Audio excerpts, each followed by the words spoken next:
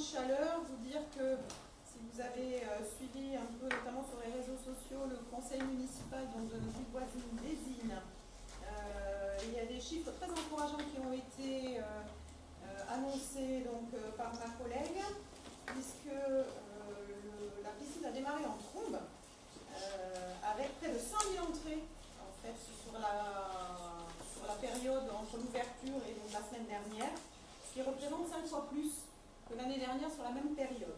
C'est tout à fait encourageant, sachant que nous avions fait des hypothèses en termes de déficit de fonctionnement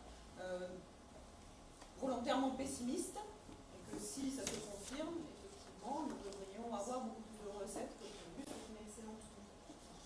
Et vous dire aussi que cette semaine, à savoir lundi soir, donc nous avons officiellement installé la première quinzaine de référents participation citoyenne, qui était un dispositif donc, que nous nous étions engagés à mettre en place à l'issue des CRIC qui s'étaient tenus l'année dernière, et que donc, ce dispositif est fait donc, en collaboration avec la police nationale et la police municipale. Donc nous aurons pour démarrer donc, cette quinzaine de citoyens qui ont accepté donc, de s'engager et de travailler donc, pour le bien commun et de faire donc, du lien au niveau de leur quartier. En ce qui concerne donc les communications, vous dire qu'en application des articles L21 collectivité territoriale et de la délibération numéro 414 du Conseil municipal du 4 avril 2014, j'ai été amenée à signer les décisions municipales suivantes. Alors, deux décisions qui concernent plus spécifiquement le plan de déplacement donc, de nos agents. La mission Agenda 21 organise donc en 2019 deux ateliers, un atelier théorique et un atelier pratique, qui sont animés par l'association Vélocité, afin de motiver ou de remotiver les agents à utiliser le vélo sur leur trajet domicile-travail et donc dans leur déplacement professionnel. Donc, le même temps, la ville a souhaité lancer un diagnostic partagé, donc des aménagements et équipements cyclables sur la commune, en impliquant les agents, les habitants, les associations et d'une manière générale l'ensemble des usagers du vélo. Donc Vélocité organisera une cyclopatrouille le 6 juillet prochain, donc c'est un samedi matin, et accompagnera donc la ville dans la construction de cette démarche participative d'état des lieux. Il s'agit notamment de repérer les quelques points noirs qu'il peut y avoir, mais aussi par exemple d'identifier les endroits où nous pourrions mettre des panneaux qui permettent notamment aux cyclistes de continuer là où les voitures sont obligées de s'arrêter, notamment à un feu, qui leur permet de tourner. Donc la ville du Haillan a signé avec l'association Vélocité une convention qui fixe les modalités de ces interventions pour une somme forfaitaire de 4 050 €. Toujours dans le cadre de cet déplacement donc, des agents, nous avions validé donc, au conseil municipal du mois de mars. Nous avons souhaité mettre à disposition donc, de nos agents des trottinettes électriques. Alors il s'agit non pas de trottinettes donc, comme on appelle en free floating, mais il s'agit bien de trottinettes en fait de fonction, un peu comme les véhicules de fonction qui existent aujourd'hui dans le parc de la mairie. Et donc nous avons passé une convention pour une durée d'1 an avec la société Mobistreet, qui nous mettra donc pour la somme de 6 451,20 € payés donc mensuellement sur 12 mois, 7 trottinettes à l'essai, 3 qui seront au niveau des services généraux, 3 au niveau du service jeunesse et une trottinette qui sera ici affectée à la mairie. L'idée c'est de permettre aux agents donc d'avoir ces véhicules pour pouvoir se déplacer d'un site à un autre. Il se trouve que ce sont donc les 3 sites que nous avions identifiés comme étant les plus pertinents et c'est là qu'ils sont le plus utiles, en tout cas dans un premier temps, à nos agents qui sont amenés d'aller d'un site à un autre. Donc une location d'1 an pour cette trottinette, donc pour, je vous disais, 6 451,20 €. Et donc à l'issue de cette année de test, nous verrons si nous prolongeons cette expérience ou pas. Je veux préciser aussi que dans ce dispositif, les agents volontaires seront formés, ils seront bien évidemment équipés, notamment de casque, et s'engageront à signer une charte, les invitant bien sûr à respecter le code de la route, parce que vous savez, la loi sur la mobilité vient d'être adoptée et prescrit un certain nombre de comportements, on va dire, responsables sur la route. Enfin, dans le cas des marchés de travaux, donc MAPA numéro 2018-12, qui a pour objet les travaux de construction de l'espace de la Sablière. J'ai donc signé pour le lot numéro 4 menuiserie extérieure avec la société des menuiseries L'Espaille, voilà, je vais y arriver. Un avenant numéro 1 pour un montant de 3 719,07 €, donc en moins-value, qui correspond à quelques modifications techniques qui ont été apportées en cours de chantier. Cet avenant proroge aussi de 2 mois le délai de réalisation donc, des travaux, en particulier donc, pour les travaux des amiantages de fondation. Et donc la fin des travaux est prévue normalement pour le 2 août 2019. Donc voilà pour les communications officielles. Et donc nous allons pouvoir attaquer l'ordre du jour donc, de notre conseil. Donc, Madame la secrétaire, c'est à vous. Bonsoir. Donc, délibération 43-19. Rapporteur Madame le maire, motion défense des services publics. Alors, nous vous proposons donc une motion concernant la défense des services publics pour plusieurs raisons que je vous exposerai à la lecture donc, de ce document.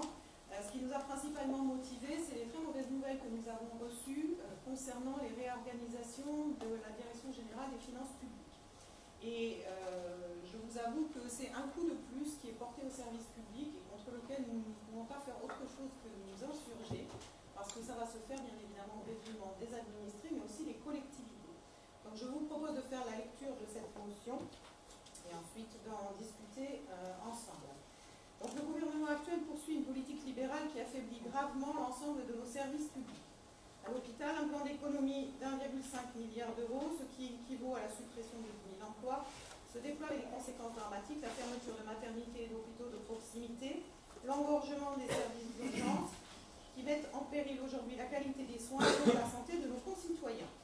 Alors que le chômage et la précarité restent un fléau, le projet de loi de finances 2019 prévoit une nouvelle vague de suppression de postes, 800, à Pôle emploi, alors que les conseillers en charge des demandeurs d'emploi sont déjà notoirement notoirement débordés par le nombre de dossiers dont ils ont la charge.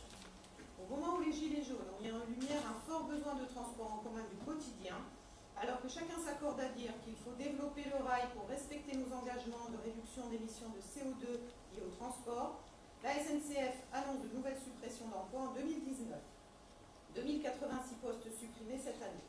Le gouvernement poursuit par ailleurs sa politique de mise en concurrence de la SNCF, politique dont nous avons pu observer les effets désastreux pour la qualité du transport ferroviaire en Grande-Bretagne ou ailleurs. L'éducation nationale n'est malheureusement pas épargnée. Dans le second degré, 2600 postes d'enseignants seront supprimés. À ce chiffre s'ajoute la suppression de 600 postes dans l'enseignement privé et celle de 400 postes administratifs. Plus globalement, et malgré des annonces parfois contradictoires, le gouvernement reste sur sa trajectoire de suppression de 120 000 fonctionnaires sur la durée du quinquennat. Ainsi, s'agissant de l'administration des finances publiques, qui a déjà dû faire face à 20 000 suppressions de postes depuis 2008, de nouvelles annonces viennent d'être faites. Ces mesures vont considérablement affaiblir le service rendu aux administrés et aux collectivités locales. La commune du Hayan souhaite réaffirmer son attachement au service public, irremplaçable d'égalité sociale et territoriale. Particulièrement attachée à la qualité de son travail avec les services financiers de l'État pour la bonne gestion des finances communales, la commune du Hayan s'oppose avec fermeté au plan de réorganisation présenté par la Direction générale des finances publiques. En effet, la, je cite, géographie revisitée se traduira par un très fort repli de la DGFiP, en particulier pour les communes où les services de la DGFiP étaient implantés, trésorerie, service des impôts et particuliers, service d'impôts, etc., et seraient remplacés par une maison France Service. La perte serait importante. Cette perte concerne tout à la fois le service public, le service rendu au public et l'économie locale. En effet, la plupart des agents des finances publiques n'y travaillent pas plus, ce qui signifie que pour certaines démarches, nos concitoyens devront effectuer des trajets plus longs ou devront se débrouiller par eux-mêmes avec Internet. Pour notre commune du Hayan, cela se traduirait par le départ du service des impôts des particuliers de Mérignac pour l'ESPAR et pour le départ de la trésorerie de Blanquefort à Pessac avec diminution de l'effectif à cette occasion. La fermeture de la trésorerie pénalisera d'abord la population. Les conséquences évidentes de la fermeture de la trésorerie et du service d'impôt des particuliers occasionneront des difficultés supplémentaires pour les usagers dans leur démarche. Le suivi de dossiers à distance est difficile, les déplacements seront plus longs et moins économiques, l'attente sera d'autant plus importante que les usagers d'autres communes se rendront dans les services qui seront maintenus en nombre restreint. En outre, il faut rappeler l'importance d'une trésorerie pour les collectivités locales dans l'aide et le soutien apporté au quotidien, notamment lors de l'établissement par le comptable public des budgets communaux, pour le paiement des salaires des employés territoriaux, ou encore le respect fondamental des délais de paiement pour les entreprises. Le repli du service public est d'autant plus inquiétant que pour les populations, sa présence est la garantie d'une accessibilité et d'un traitement équitable, en prenant notamment en considération les besoins de la population locale. Aussi, le conseil municipal du Hayan demande au gouvernement et aux autorités de la DGFiP le maintien et le renforcement d'un réel service public de proximité et en conséquence, il demande que la trésorerie de Blanquefort et le service des impôts des particuliers de Mérignac soient maintenus, pérennisés et renforcés afin d'exercer dans de bonnes conditions leur mission. Je tiens à vous rappeler, mais je crois qu'on l'avait déjà évoqué lors d'un conseil précédent, c'est qu'aujourd'hui, on a déjà constaté, nous, lors du transfert et la suppression de la trésorerie de Saint-Médard-en-Jalles vers Blanquefort, la suppression des postes qui allaient avec. Les effectifs aujourd'hui de Blanquefort ont quasiment fondu de moitié par rapport à ce qui existait du temps de Saint-Médard-en-Jalles. Et effectivement, c'est un véritable problème, notamment pour la ville et aussi pour les entreprises. J'avais déjà eu l'occasion de l'évoquer avec certains d'entre vous. Sur des chantiers récents, des entreprises nous ont dit « Nous ne travaillerons plus avec vous. Nous travaillerons plus avec vous parce que nous n'avons pas été payés dans les délais. Et comme nous n'avons pas la trésorerie nécessaire pour faire face, eh bien, nous ne pourrons plus répondre à un certain nombre de marchés. » Donc la conséquence de ça, c'est que nous avons déjà parfois des difficultés sur certains marchés à ne pas se retrouver avec des marchés infructueux.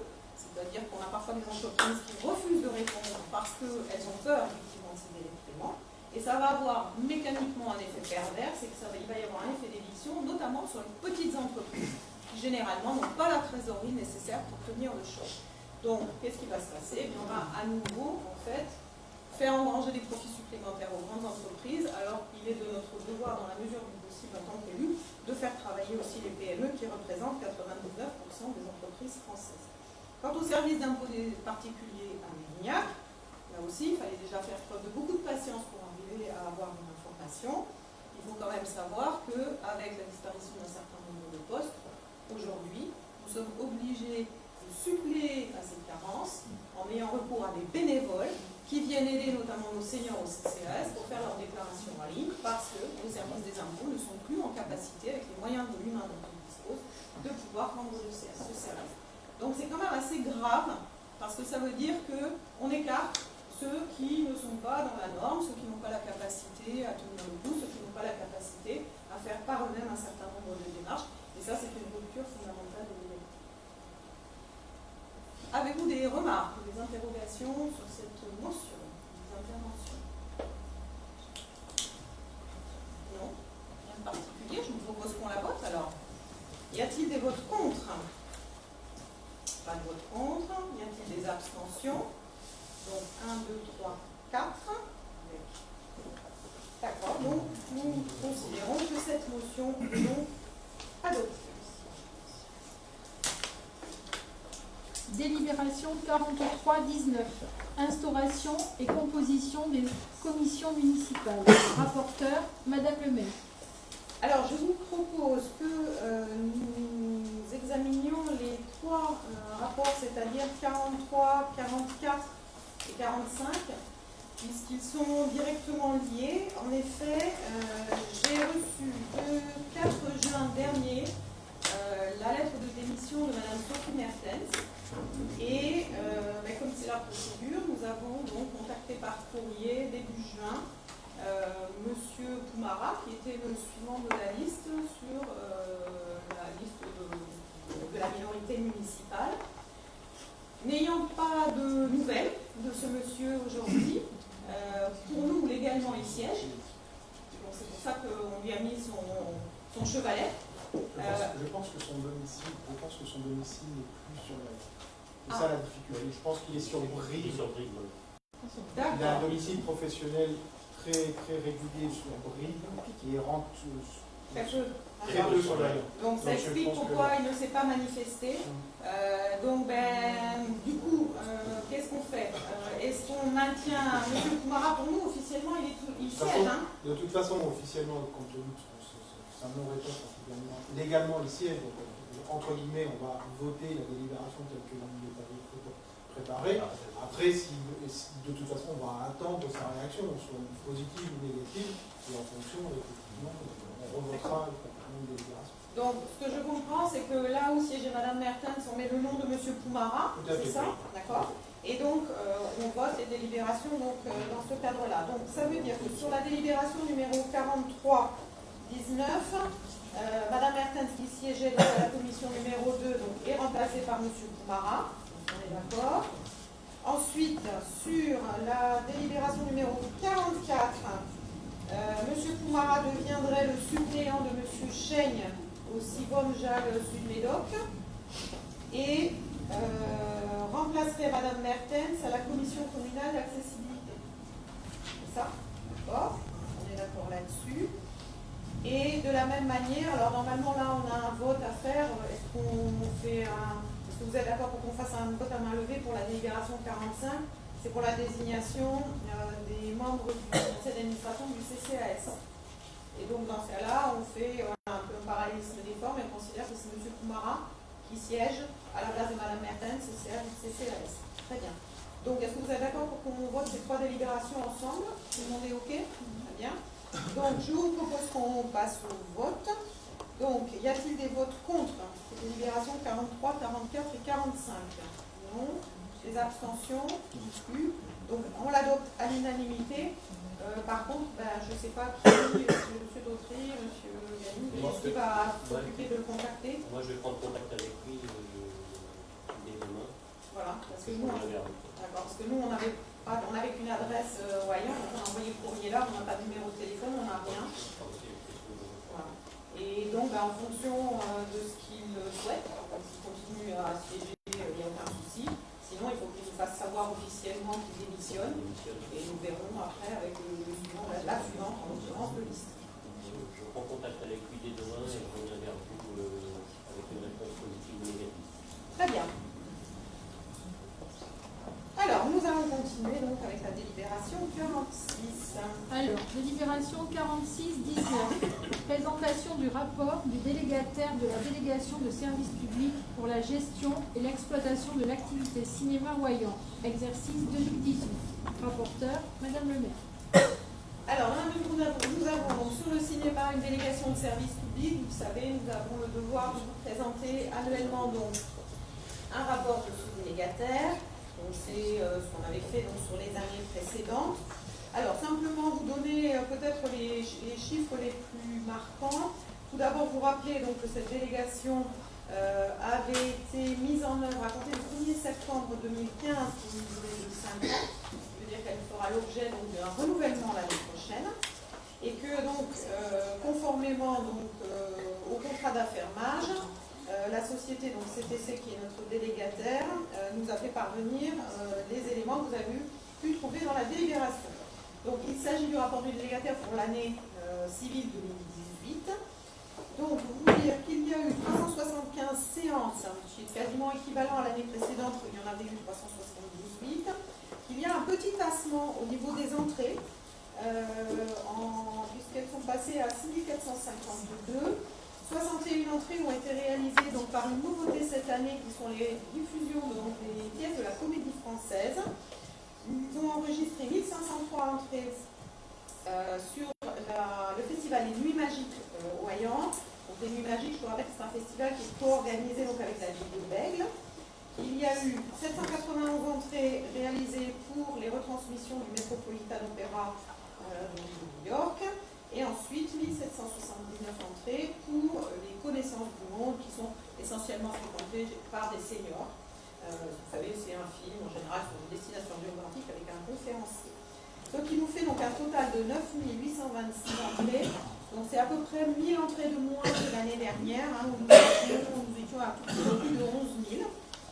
Ce qui est rassurant, c'est que la moyenne de spectateurs par séance est restée quasiment équivalente, puisqu'elle se situe à un tout petit peu plus de 26 personnes par séance. En revanche, le prix du billet moyen payé a lui augmenté, passant de 5,72 € donc à 6,32 €. Nous avons un montant de taxes spéciales additionnelles qui est un montant quasiment équivalent, hein, puisque nous sommes à 5204 de mémoire, contre 5296 l'an dernier. Cette taxe spéciale additionnelle, pour mémoire, c'est une taxe qui est payée sur chaque entrée et qui est ensuite versée au CNC, sur lequel, donc, auprès du CNC, chaque ville donc, a un compte, chaque opérateur cinéma a un compte. Et ensuite, nous pouvons aller piocher dans cette cagnotte que nous constituons, notamment pour réaliser des investissements. C'est ce qui nous avait permis, par exemple, de passer au Sondoli dans la salle, où nous avions sollicité, où nous pouvons monter jusqu'à 90% de l'investissement, 10% restant à la charge donc, de la commune. Ce qui nous fait donc un résultat très légèrement déficitaire de 336,76 € pour un chiffre d'affaires de 66 882,16 €. L'année dernière, là aussi pour rappel, nous avions un résultat très légèrement excédentaire à 636,10 € pour un chiffre d'affaires un peu plus élevé à 68 167,64 €. Ce qui m'amène à vous dire en conclusion que effectivement le cinéma a incontestablement trouvé son public ici au Wayant. Au début, le délégateur a un petit peu tâtonné quant à la programmation. Vous savez, nous n'avons pas les sorties nationales, de rares exceptions près. Et donc, en fait, le public qui semble venir de manière très régulière, c'est essentiellement un public familial et un public de seniors. Il est clair que nous ne pouvons pas ajouter avec les grands multiplexes qu'on peut trouver sur des villes voisines ou sur la ville-centre de la métropole comme Bordeaux. Donc, le positionnement, c'est plutôt un positionnement de niche. Et on a un public qui est fidèle. Il n'en demeure pas moins que voilà, il ne faut pas baisser la garde et qu'il va falloir que le délégataire, celui-ci ou un autre, si jamais c'est un autre qui était choisi l'année prochaine, ils vont devoir donc continuer à faire de la communication de manière massive pour que le cinéma entre complètement donc, dans les habitudes donc, des Hayanais. Avez-vous des questions sur cette délégation cinéma? Pas de remarques particulières. Monsieur Comte. Oui, bonsoir à tout le monde. Permettez-moi, Madame le maire, chers collègues, de souligner notre entière satisfaction pour l'existence de cette activité culturelle locale. Cette déclaration, c'est au nom des Fronts de gauche. Mais permettez-moi aussi d'apporter une remarque sur le rapport du délégataire qui souligne dans sa synthèse une légère diminution de fréquentation, que vous soulignez d'ailleurs, et en même temps de se satisfaire de cette situation qui, selon lui, est conforme aux prévisions. Pour les élus du Front de gauche, il nous semble important que le délégataire puisse apporter des améliorations pour capter un public plus large et ainsi de créer les conditions d'une pérennisation de cette activité culturelle locale. Nous avons eu connaissance de 2 situations malheureuses qui ont déçu les participants. C'est juste un titre d'exemple.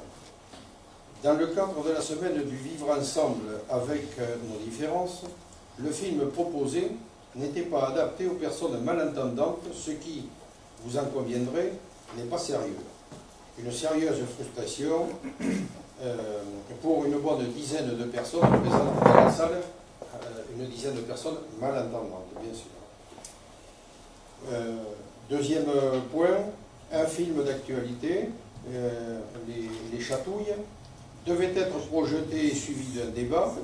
Faute d'avoir anticipé la projection, la séance n'a pu avoir lieu au grand déplaisir des gens qui avaient retenu leur soirée, et même si cette séance a été reportée à la semaine suivante. Pas très sérieux aussi. Au regard de ces 2 éléments, et il y en a certainement d'autres, il nous semble important de demander aux délégataires quelques améliorations de gestion, notamment dans le cadre de la renégociation de la délégation de services pour la gestion et l'exploitation de l'activité cinéma dans notre ville. Une gestion plus rigoureuse pour ne pas créer des situations préjudiciables pour l'organisation municipale de l'activité culturelle hayanaise. Merci bien. Alors, pour répondre à M. Comte, effectivement, sur la semaine du vivre ensemble, je pense que c'était un oubli malheureux, on faut le reconnaître, quand on fait des erreurs. Effectivement, il faudra qu'on soit vigilant sur la prochaine édition et expressément peut-être mettre dans le cahier des charges du délégataire qu'il faut que les films soient sous-titrés pour les personnes malentendantes. En revanche, sur le deuxième point, c'est pas un manque d'anticipation, ça a été un problème technique, c'est-à-dire que le délégataire, en principe, télécharge les films et il y a eu un problème technique qui a empêché le téléchargement. En général, le téléchargement se fait le jour même pour le soir, lorsqu'il y a donc, un nouveau film à programmer. Et là, effectivement, il y a eu un incident technique qui n'a pas permis ce téléchargement. C'est tout à fait exceptionnel. Moi, je tiens quand même à relativiser. Je vous rappelle qu'il y a eu 375 séances. Et que sur 375 séances, nous avons eu 2 séances sur lesquelles il y a eu un problème. Le premier étant même pas un problème, puisque le film a été diffusé. En réalité, il y a eu un seul problème technique. C'est quand même relativement peu. Sachez quand même que ce délégataire, je vous le rappelle, nous l'avions choisi parce que lorsqu'il avait passé les entretiens, c'était le seul, contrairement à ses concurrents, qui nous parlait de spectateurs et non pas de clients.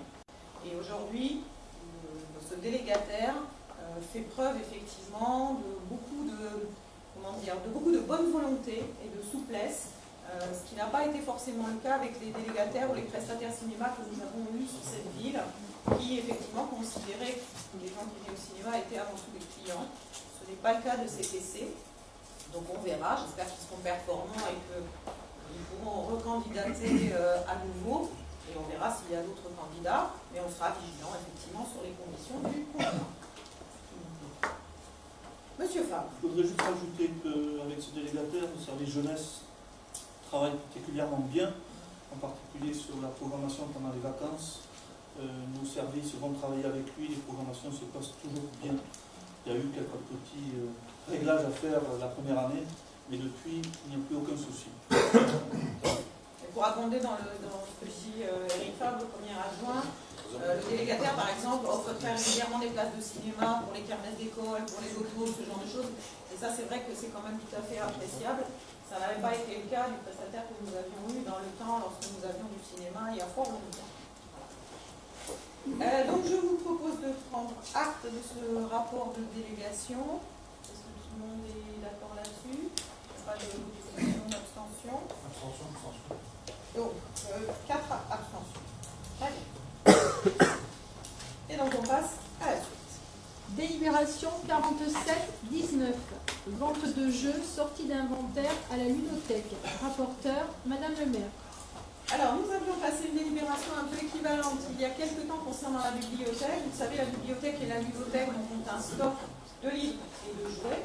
Et ce stock a besoin d'être régulièrement, on va dire, épuré, remis au goût du jour, etc. Et donc, pour faire sortir du stock notamment les jeux les plus anciens, eh bien, la ludothèque propose de les mettre à la vente au profit des administrés pour des prix particulièrement compétitifs.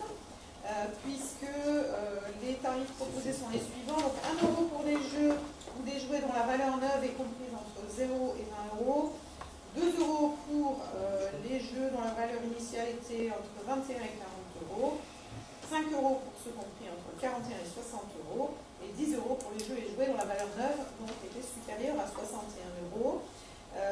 La vente aura lieu à l'automne prochain, donc le samedi 19 novembre, sur la matinée de 9h30 à 12h30 et afin d'éviter d'avoir des gens qui pourraient voir un effet d'aubaine, nous limiterons à 4 le nombre de jeux qui pourraient être achetés donc, par foyer et les recettes bien sûr seront imputées donc, au budget par le biais de la régie des recettes donc de la ludothèque. Avez-vous des questions, des remarques? Donc, ce sont des opérations qui fonctionnent généralement bien. Aussi bien à la bibliothèque qu'à la ludothèque. À la ludothèque, on le fait moins souvent parce que ben, voilà, le jeu n'est pas tout à fait le même et que les jeux durent souvent dans le temps un petit peu plus longtemps aussi que les autres. Donc, y a-t-il des votes contre? Des abstentions? Donc, on l'adopte à l'unanimité.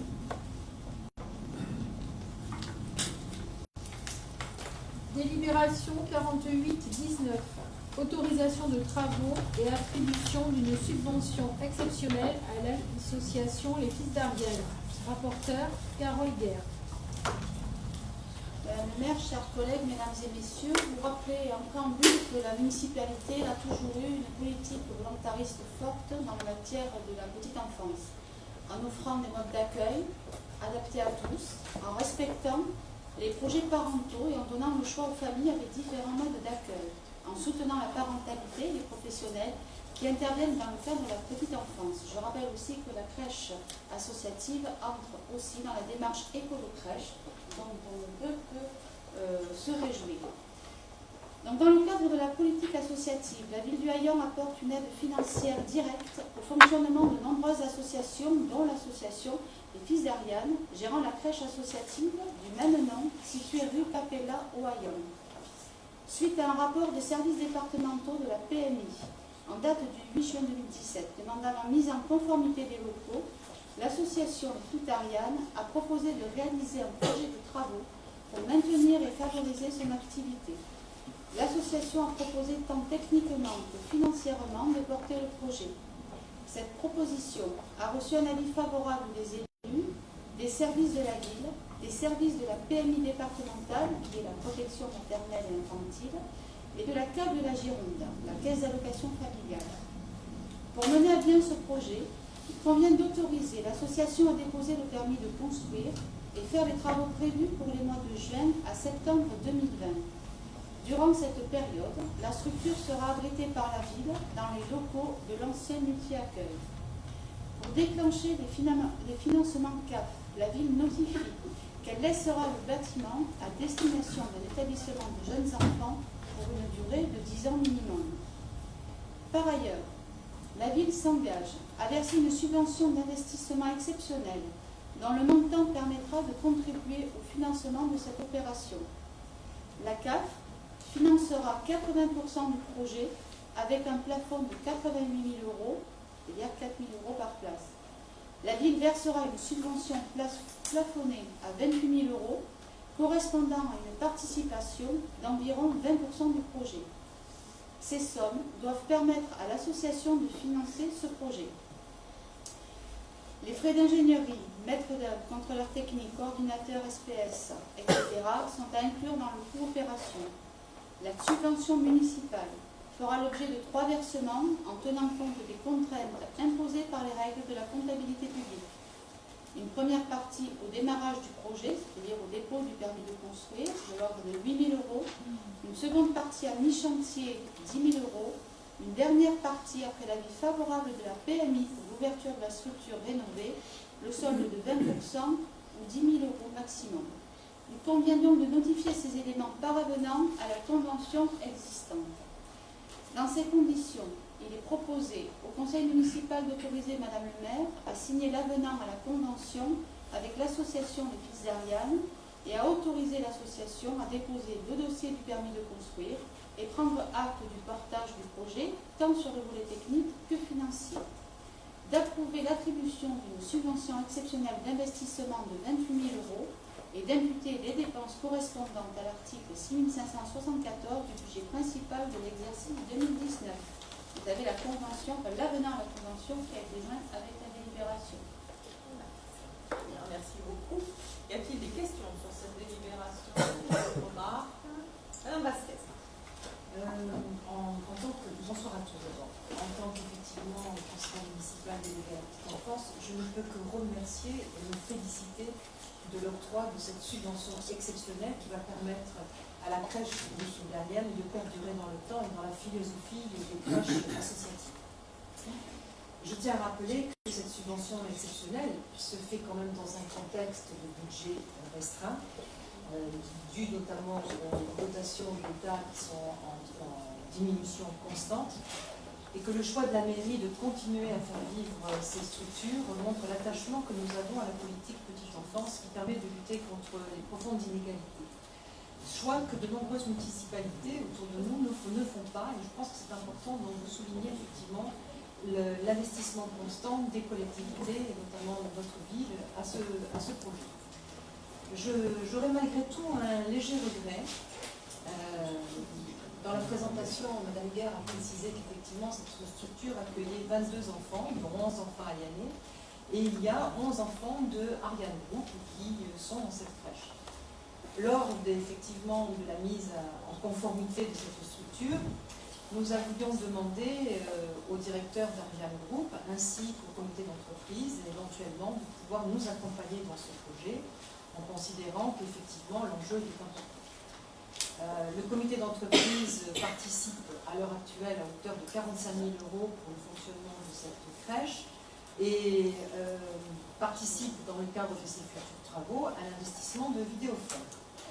Le directeur d'Ariane Group n'a pas souhaité participer et c'est que je regrette énormément parce que lorsqu'on a une image aussi importante au niveau du département, au niveau de la Nouvelle-Aquitaine, occuper 3500 salariés et faire un bénéfice de 3 400 000 €, j'aurais trouvé, je dirais, élégant d'avoir un geste minimum. Je note. Effectivement, vous l'avez rappelé. On est attaché à la petite enfance. C'est vrai qu'on aimerait bien que tout le monde fasse les mêmes efforts que nous. Absolument. Parfois, il est parfois plus facile de financer des établissements religieux. C'est des choix. Ça. Très bien. Y a-t-il d'autres interventions ou remarques sur cette délibération? Monsieur Guédou. Est-ce qu'on peut connaître les défauts qui sont à corriger compte tenu de ce rapport? Alors, ce sont des défauts de mètres carrés. Il y a plus suffisamment, on accueille notamment beaucoup de structures d'accueil des bébés qui nécessitent 3 mètres carrés par enfant et elles ne sont plus en conformité. Donc il faut pouvoir prévoir un espace plus important pour les bébés, c'est lié à des conditions de renouvellement d'air, enfin d'état sanitaire. Et il faut que le personnel puisse disposer d'un local de détente, de repos, d'alimentation, ce qui n'est pas le cas à l'heure actuelle. Il y a des normes qui changent, voilà, des normes on qui s'adapte tout simplement aux normes. C'est réglementaire. Non, mais très bien. Ce que je voulais savoir, c'est que ces défauts n'entraînent pas effectivement une fermeture. Non, non. Il n'y a pas de danger imminent pour les enfants, ce genre de choses. Il faut savoir que la PMU reste relativement, je dirais, magnanime, comprend qu'effectivement une collectivité doit déposer le temps de déposer le permis. Et puis la difficulté, et c'est une chance, c'est que dans le cadre des travaux, il faut pouvoir assurer la continuité de la garde de ces enfants. Et grâce au local de la ribambelle qui a été libéré, la crèche va pouvoir faire cette jonction et ne pas perdre d'argent. Finalement, aussi, la guerre, c'est aussi l'argent. Donc c'est une grande chance et pour la crèche de Sicariane, c'est une opportunité qu'il faut absolument saisir. Donc la PMI se montre. Nous sommes très bien accompagnés par les partenaires que sont la Caisse d'allocation familiale et la PMI. On a une chance aussi d'avoir des gens qui sont à l'écoute de nos interrogations aussi, mais également des parents ou des professionnels qui travaillent à la crèche. Voilà. Pour s'adapter à ces normes qui... Je ne veux pas réinsister sur le sujet, mais enfin, on peut être fier aussi de nos réussites.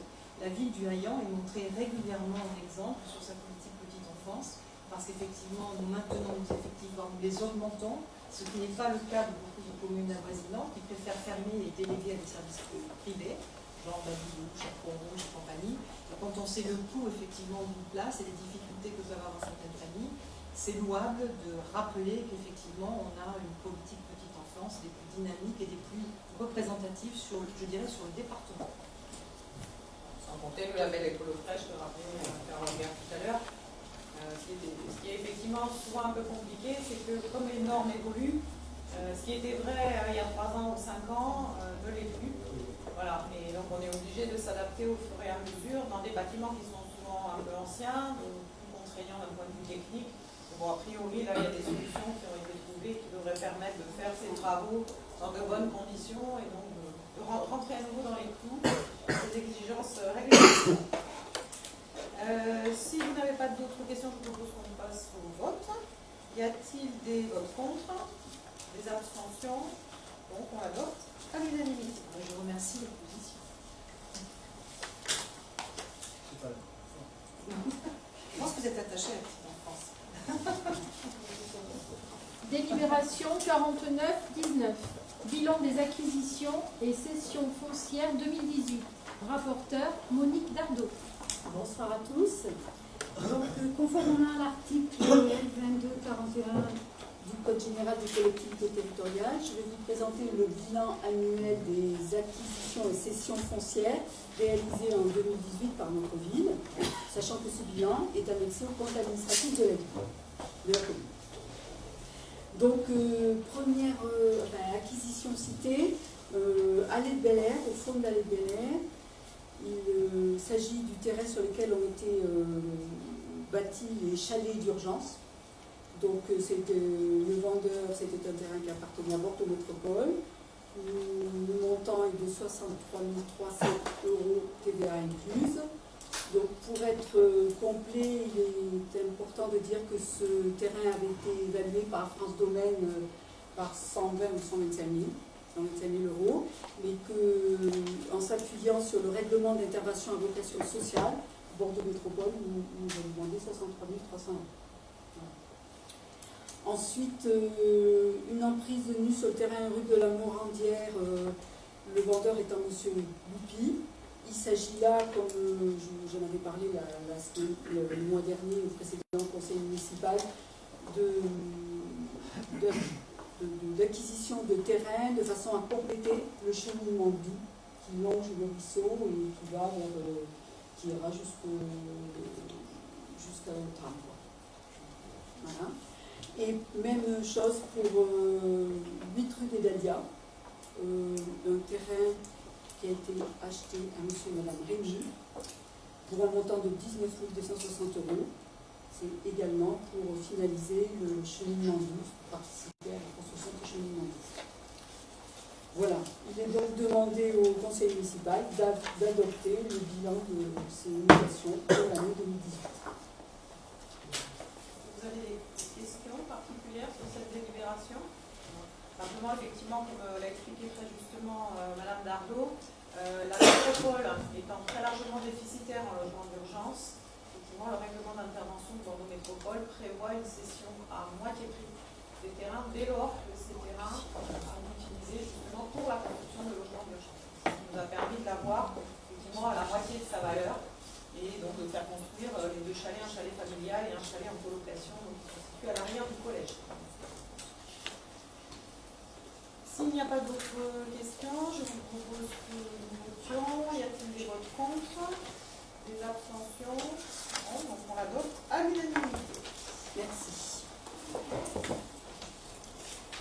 Délibération 50-19. Budget principal et budget annexe. Adoption des comptes de gestion 2018. Rapporteur Jean-Michel Bousquet. Bien. Donc, nous allons aborder les délibérations à caractère financier.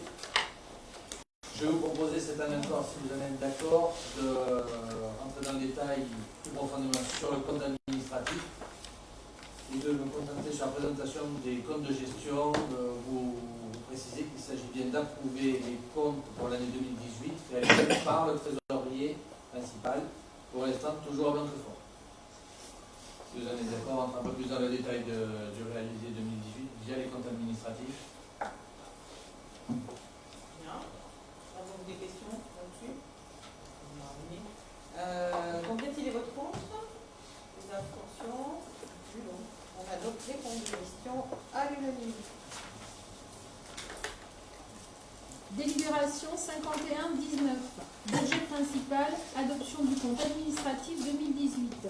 Rapporteur Jean-Michel Bousquet. Bien, donc il s'agit là d'examiner cette année encore le bilan financier de l'année 2018 par le biais de son compte administratif sur le budget principal ainsi que sur les deux budgets annexes, la régie des manifestations à caractère culturel et la régie des transports. Si vous en êtes d'accord, je vous propose de regrouper les trois délibérations dans la présentation et dans les votes. Bien. Comme à mon habitude, mais avec une petite nuance, je commencerai par vous présenter les chiffres les plus significatifs, ainsi qu'une rétrospective ramenée à quelques indicateurs essentiels, afin d'élargir la vue des finances de la commune sur plusieurs années. Et pour une fois, je ne vous promettrai pas de faire court et bref, je vais vous promettre de faire un petit peu plus complet. Les grands équilibres vont commencer sur le budget et le compte administratif 2018 tel qu'il a été réalisé. Les dépenses réelles de fonctionnement s'élèvent cette année à 12 635 561 €. Les recettes réelles de fonctionnement seront quant à elles à 14 141 969 €. Les dépenses réelles d'investissement sont établies à 3 292 049 € et les recettes réelles d'investissement à 1 689 729 €. Pour rappel, les dépenses et les recettes réelles correspondent au budget, déduction faite des opérations d'ordre pour le rendre le plus lisible et le plus compréhensible possible dans la présentation de ce soir notamment. N'en déplaise à certains esprits chagrins, 2018 reste dans ses résultats une année contrastée, avec d'un côté un volume d'investissement soutenu et nettement financé par les recettes directes d'investissement à plus de 50%, et de notre côté sombre, à savoir une section de fonctionnement fragilisée par un recul des recettes par rapport à 2017. Je reviendrai tout à l'heure.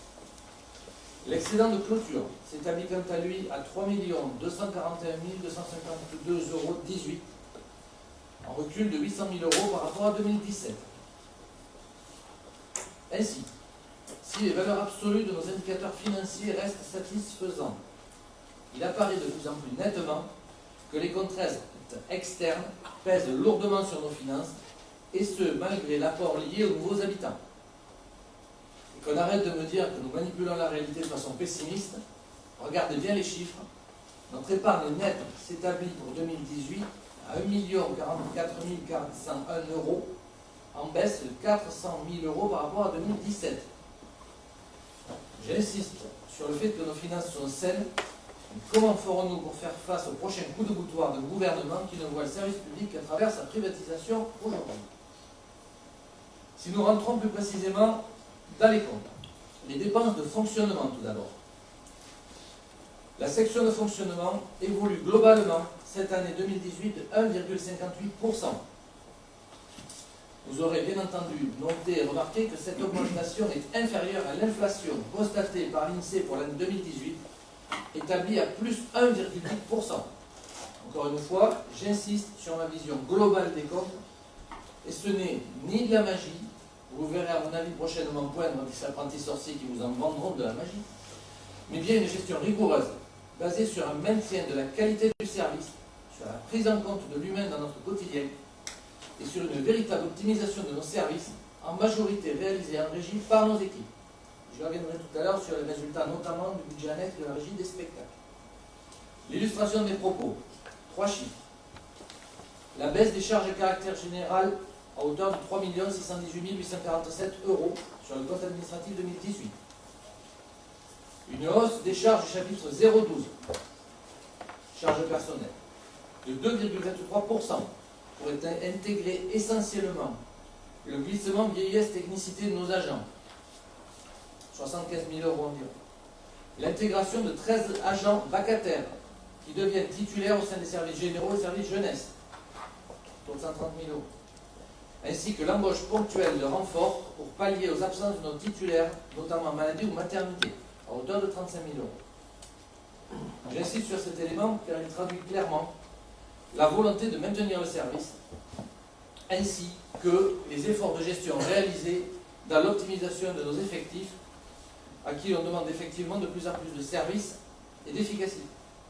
Le troisième indicateur, c'est la baisse de nos charges financières de 6,74%, afin de consacrer avant tout notre argent aux services publics plutôt qu'aux frais financiers.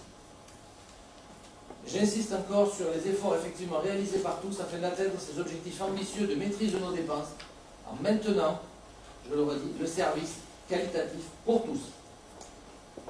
Avant d'enchaîner sur les recettes, je voudrais simplement pointer un chapitre de dépenses qui est le chapitre 014, atténuation de produits.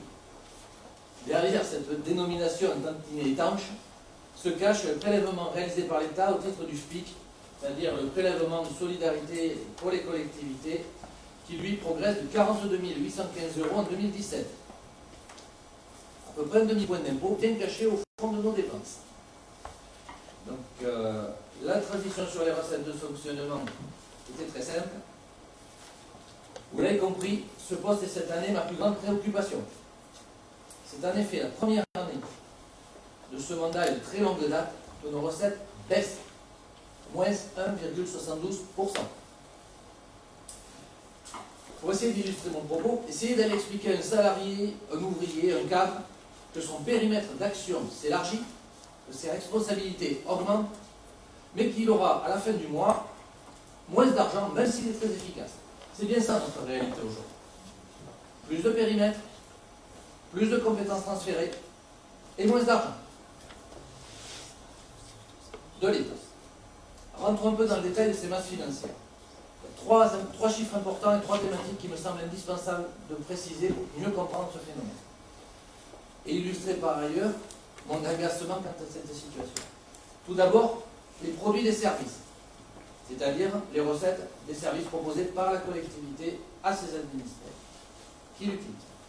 Compression de 1,16%, moins de 10 000 €, malgré l'évolution du nombre de bénéficiaires à la hausse. Ce chiffre s'établit cette année à 834 782 €.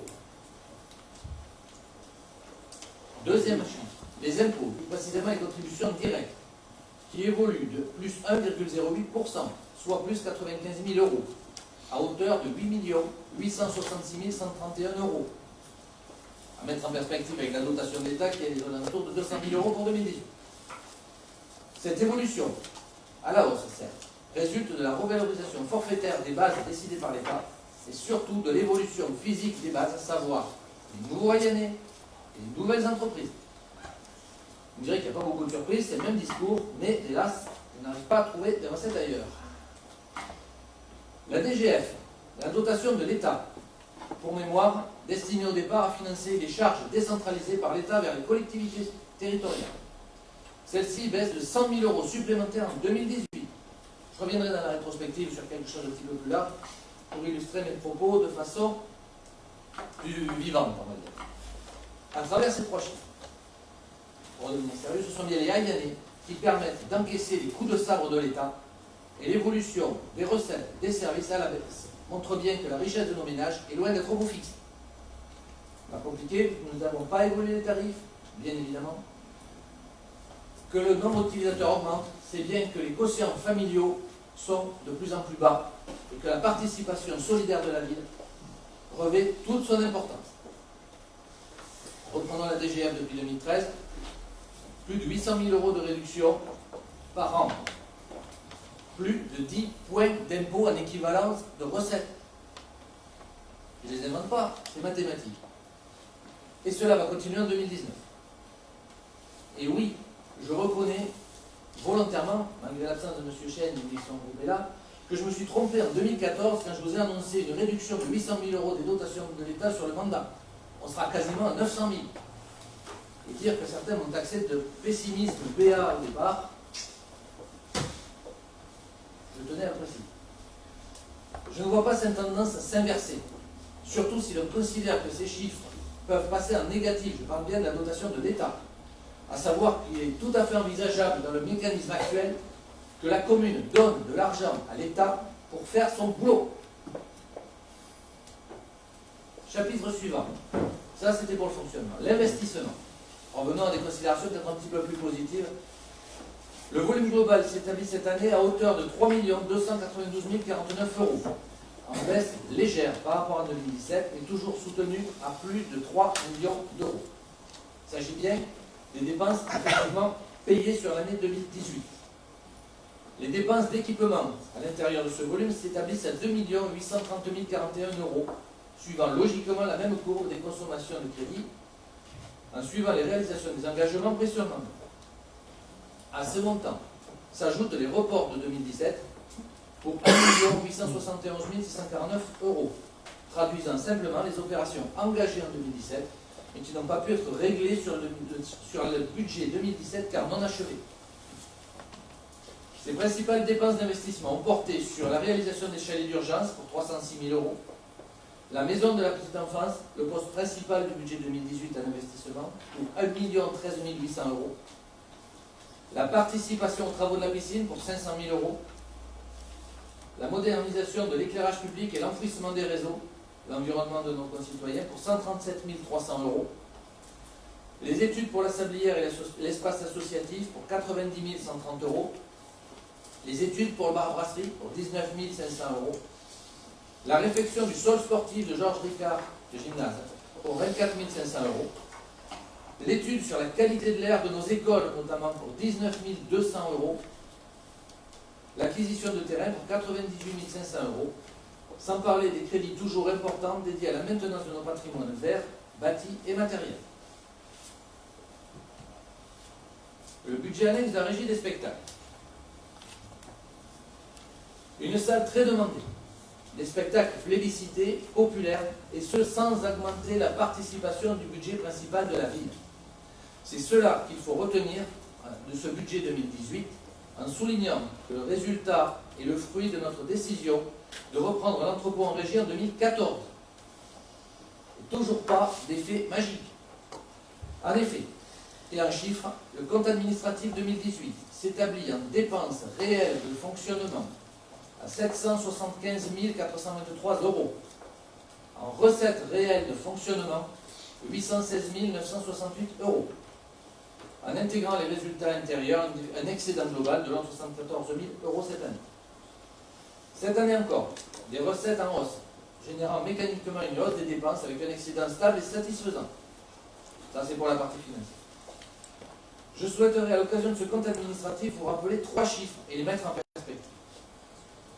Parler de prendre un petit peu de recul et vous justifier les arguments que je vous donnais il y a quelques années de cela, et que nous vous portions collectivement.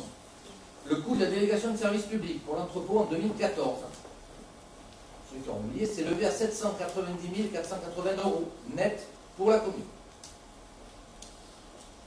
Le budget culturel global en 2018 en dépenses s'élève à 839 000 euros, dont 595 000 euros à la charge de la commune, c'est-à-dire la participation du budget principal en dépenses qui s'inscrit en recette du budget annexe. C'est le seul apport de la collectivité sur ce budget annexe. C'est bien notre mode de gestion qui nous a mené à la fois à une qualité reconnue par tous les Hayenais et à 200 000 euros d'économie annuelle nette par an. Je vous ferai grâce des économies réalisées en outre sur la politique culturelle globale qui venaient en sus des 790 000 euros sur le budget de la collectivité.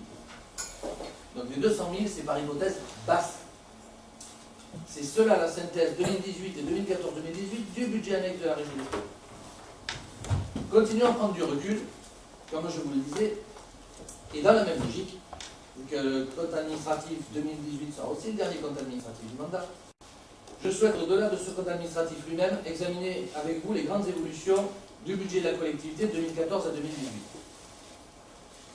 Car c'est bien ça l'esprit du compte administratif, rendre compte de budget et de ses évolutions. Vous vous rappelez certainement des engagements que nous avons pris devant vous en 2014 pour la bonne gestion financière de notre belle commune. Moi, je m'en rappelle, en tout cas, avec fierté. Et voici où nous en sommes. De compte administratif à compte administratif. Parmi les éléments sur lesquels nous avions basé les orientations des budgets 2014 à 2019, je retiendrai 5 chiffres. Je partagerai avec vous, plus quelques commentaires complémentaires. La maîtrise du budget, la maîtrise des charges à caractère général. 2014, 2 591 705 euros. 2018, 2 618 847 euros. 27 142 euros d'augmentation en 5 ans, plus 1%. À titre indicatif, l'inflation sur la même période s'établit autour de 3%. Les niveaux de services publics réalisés en régie. 2014, 62% des dépenses dédiées à des dépenses de personnel pour les dépenses de fonctionnement. 2018, 63%. Et cela en absorbant les réformes de l'État. Certes légitimes, vu les conditions de travail et les rémunérations des fonctionnaires territoriaux, mais portées exclusivement par la collectivité. Plus 1%. Je ne vous rappellerai pas l'inflation, vous l'avez bien retenu. L'autofinancement, comme nous le redoutions, il a évolué à la baisse. 2014, 2 37 157 euros pour l'épargne nette. 2018, 1 44 400 euros, divisé par 2 pendant le mandat. Là aussi, il ne s'agissait pas de catastrophisme, mais bien d'anticipation. Conformément à nos objectifs, il reste cependant nettement au-delà des 800 000 euros. À savoir, satisfaisant, mais avec une évolution et un coup de rabot drastique. Le volume d'investissement réalisé. Notre programme initial s'établissait, tout le monde en avait convenu, autour de 15 millions d'euros. Le total réalisé entre 2014 et 2019, encore une fois, malgré les contraintes, s'établira autour de 16,8 millions d'euros. Je ne connais pas à ce jour beaucoup de collectivités ayant pu financer 12% d'équipements en sus de celles qui avaient été prévues. Je parle financement. À côté de cela, l'endettement. Nous étions engagés à ce qu'il reste en dessous des 8 ans, sachant qu'il augmenterait forcément. L'objectif correspond à ces prévisions. 2014, 2,6 années. 2018, 4,5 années. Nous l'avions évoqué notamment avec M. Foucault. Nous savions pertinemment qu'il augmenterait, mais il était indispensable qu'il reste maîtrisé. 4,5 ans en 2018. Établissant une dette par habitant à hauteur de 536 euros, à un moment où l'endettement des communes de notre strate de population se situe à 895 euros par habitant. Une commune équipée, oui. Endettée, ni trop peu. De 2 éléments restants. Le premier, c'était l'engagement lié à la fiscalité. Nous nous étions engagés à ne pas toucher au taux d'imposition. Ils n'auront pas évolué pendant le mandat, ils n'auront même pas évolué depuis 9 ans. Peu de communes à ce jour peuvent se prévaloir de ce type de décision tout en gardant le bateau hors de l'eau. Certains l'ont fait et ont coulé. Je finirai par mon traumatisme. Je ne résiste pas, et ça vous commencez à le savoir, la dotation globale de fonctionnement, à savoir ce que nous verse l'État tous les ans pour faire son boulot. 2013, 1 8 139 euros. 2019, c'est un petit peu anticipé, mais les chiffres sont connus. 112 948 euros, soit sur le mandat, moins 897 151 euros par an. 10 points d'impôt. Voilà la réalité en chiffres. N'en déplaise encore une fois aux esprits chagrins qui refusent de voir cette réalité mathématique. Vous verrez certainement fleurir des promesses mirifiques dans les mois à venir. Ces chiffres, eux, démontrent une réalité et une méthode de gestion.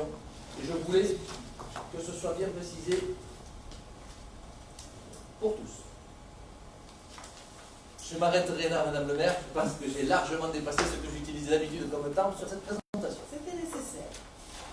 Y a-t-il des remarques, des interventions sur ce compte administratif? Rien, pas de questions, pas de demande de précision? J'ai une remarque pour Jean-Michel Bousquet. Pour mémoire, je ne fais pas partie du groupe de M. Chêne. Et néanmoins, je ne pense pas que M. Chêne ait un groupe aujourd'hui. Mais voilà. Ah, je vous avoue qu'on Je vous super remercie un de peu, cette quand même. précision, mais j'ai un peu de mal moi aussi à tout comprendre. Voilà, nous on a un peu de mal à Ça suivre fait aussi longtemps ce que qui j'ai se passe quitté chez le vous groupe. parfois. Donc quand M. Chêne parle au nom du groupe, ça serait bien aussi, j'en ai déjà discuté avec lui, de mettre au bord de ses propos. Voilà. Donc, merci. Il faudra le lui répéter. J'en prends note et vous me tiendrez par rigueur de Du tout. cette maladresse involontaire. Juste quelques petits compléments. Oui, pour le vote. Simplement, effectivement, avant que je sorte pour le vote, puisque c'est la tradition, vous dire que c'est donc le dernier compte administratif donc, de ce mandat, que nous pouvons avoir quelques motifs de satisfaction, et Jean-Michel Bousquet les a rappelés. Les finances sont saines. C'est vrai que voilà, on a malgré tout notamment une dynamique de recettes qui est intéressante du fait des implantations d'entreprises. Je l'ai déjà dit, c'est probablement notre plan, je le salue pour l'avenir, parce que les entreprises effectivement nous génèrent des ressources qui sont peu consommatrices de services, que je tiens à souligner aussi bien les élus dans leur délégation que les différents services ont fait de très gros efforts, se sont montrés inventifs pour essayer d'aller chercher des économies, des optimisations partout où c'était possible. Nous arrivons quand même à un stade où ça va être difficile puisque nous allons attaquer l'os. Jean-Michel Bousquet l'a rappelé aussi, nous nous étions engagés sur un certain nombre d'investissements au cours de ce mandat. Non seulement nous les avons réalisés, mais en plus de ça, nous avons même financé des investissements qui n'étaient pas initialement prévus, et je pense notamment à la plateforme sportive de Bel Air, puisque une opportunité s'est fait présenter et qu'aujourd'hui, cet équipement ne fait aucun débat. Et est là très largement utilisé par nos administrés. Tout ce que nous avons investi aujourd'hui, nous l'avons fait pour préparer l'avenir. Quand on investit dans une maison de la petite enfance, clairement on est là pour investir dans l'avenir. Quand on investit dans les écoles, on prépare l'avenir. Quand on investit dans la culture, on prépare l'avenir. Quand on investit dans des bâtiments sportifs, que ce soit de la rénovation ou de la création, on investit pour l'avenir. La culture, on en parlait tout à l'heure, effectivement, c'était plus aussi un motif de satisfaction, puisque beaucoup effectivement de Cassandre nous disaient que le retour en régie allait être une calamité, que nous allions perdre les gens qui venaient à la salle de l'entrepôt. Non seulement il n'en a rien été, mais en plus de ça, la fréquentation est plutôt meilleure et elle s'est surtout allianisée, c'est-à-dire qu'on voit beaucoup plus de locaux que de personnes extérieures à la commune. Alors après ces notes un peu positives, moi je ne vous cache pas que j'ai quand même pas mal d'inquiétudes. On l'a déjà évoqué ici à moult reprises, le dégrèvement et la suppression de la taxe d'habitation est une très mauvaise nouvelle pour les collectivités. D'ailleurs, si vous avez lu la presse récemment, vous avez pu voir que cette suppression de la taxe d'habitation inquiète beaucoup, et quelle que soit la couleur politique. Cela renforce quand même très nettement la dépendance des collectivités à l'égard de l'État. Jean-Michel Bousquet l'a rappelé, un peu plus d'1 million de DGF en début de mandat, aujourd'hui à peine plus de 100 000 €. Je vous rappelle que la DGF initialement a été conçue pour compenser les missions que les collectivités assuraient pour le compte de l'État. Ces missions, elles existent toujours. Non seulement elles existent toujours, mais on nous en a rajouté. Mais dans le même temps, on nous a supprimé pratiquement 90% de cette dotation. Que va-t-il se passer le jour où l'État n'aura plus d'argent à nouveau, ce qui est le cas de manière systématique et récurrente? La compensation de la TH, où va-t-elle passer? On va nous dire, ben non, nous maintenant l'État a besoin de cet argent, donc Madame le maire, Monsieur le maire, c'est terminé, on va vous en enlever un bout tous les ans. Dans quelle situation on va se retrouver? Comment est-ce qu'on va financer le salaire, le traitement de nos agents? Comment va-t-on pouvoir continuer à assurer les missions qui nous sont dévolues, que ce soit la petite enfance, que ce soit l'entretien associations, et j'en passe. C'était assez amusant, et c'est dommage que M. Chey ne soit pas là, parce que lui, c'est un fidèle du Conseil de Bordeaux Métropole. Et lors du dernier Conseil de Bordeaux Métropole, il y a eu une intervention tout à fait pertinente de notre ami Alain Casabon, ancien maire de Talence, qui s'est insurgé, effectivement, contre ces dotations contre ces baisses de dotations de l'État. En cumul, ça représente, on l'avait déjà évoqué lors du vote du budget, pratiquement 3,5 millions d'euros pour la commune du Haillon. Je peux vous dire qu'avec 3,5 millions, on en fait des maisons de la petite enfance, on en construit des écoles, ça fait un joli groupe scolaire à 3,5 millions. Donc aujourd'hui, quid de la suite? Nous avons été vigilants, nous continuons à être extrêmement prudents. Jean-Michel Bousquet le disait tout à l'heure, l'année prochaine il va y avoir des élections, il va falloir bâtir à nouveau des projets. C'est un peu compliqué d'arriver à faire des projets municipaux pour une nouvelle mandature quand on construit sur du sable, lorsqu'on n'a absolument aucune visibilité sur ce qui va se passer pour la suite. Donc autant vous dire qu'on va tous se livrer à un exercice compliqué et qu'on n'est pas encore à l'abri de très mauvaises surprises pour les années à venir. En tout cas, moi je me réjouis qu'ici, en tout cas au Haillon, on ait réussi effectivement à maintenir des finances saines et à continuer à assurer un niveau de service public. J'espère qu'on pourra continuer à le faire longtemps. Néanmoins, je n'ai pas de certitude du tout à ce sujet. Voilà les quelques mots que je voulais vous dire. Je vais donc laisser la présidente de séance à mon premier adjoint pour vous laisser voter ce compte administratif. Quitter la salle. Et donc, je reviens après, parce que c'est la tradition. C'est le moment très gênant où tout le monde me regarde partir.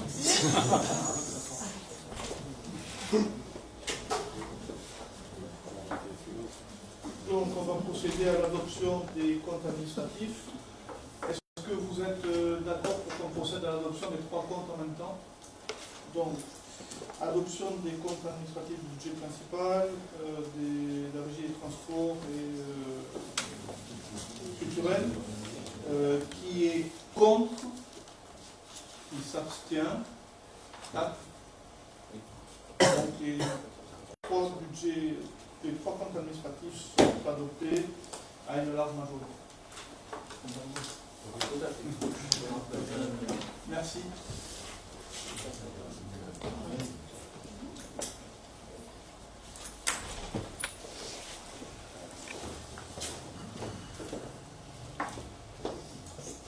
Madame le maire, plaisir de vous annoncer que les trois comptes ont été adoptés et je vous en félicite.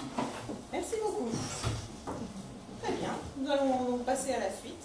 Délibération 54-19. Budget principal de la commune. Affectation du résultat 2018. Décision. Rapporteur Jean-Michel Bousquet.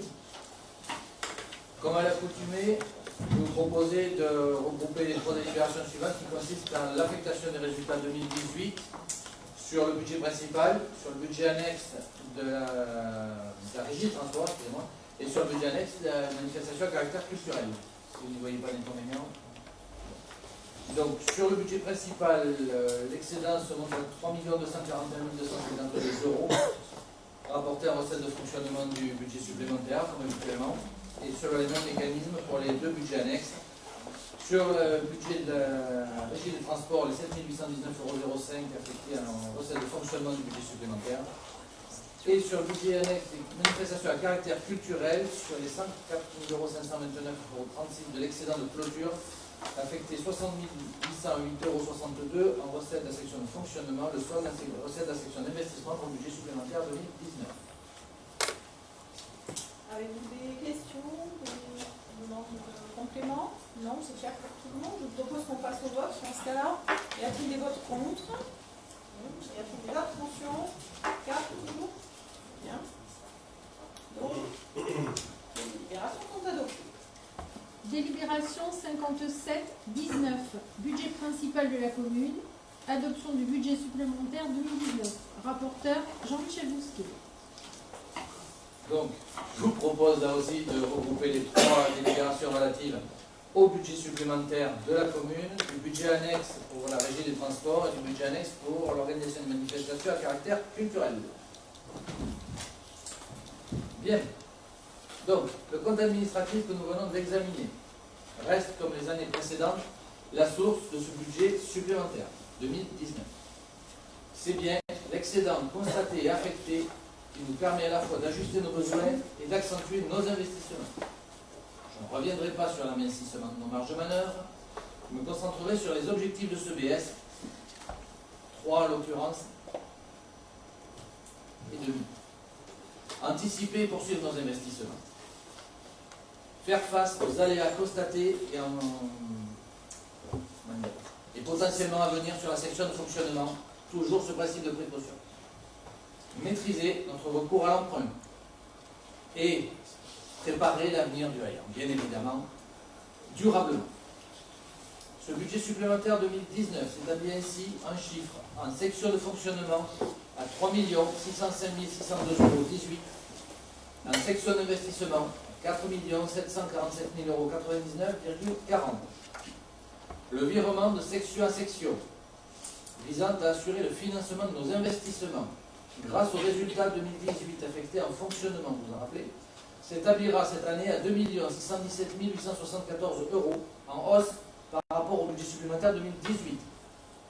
Cette année encore, et pour une bonne compréhension de ma présentation, j'insisterai uniquement sur les mouvements réels et laisserai de côté les mouvements d'ordre que nous avons évoqués en commission.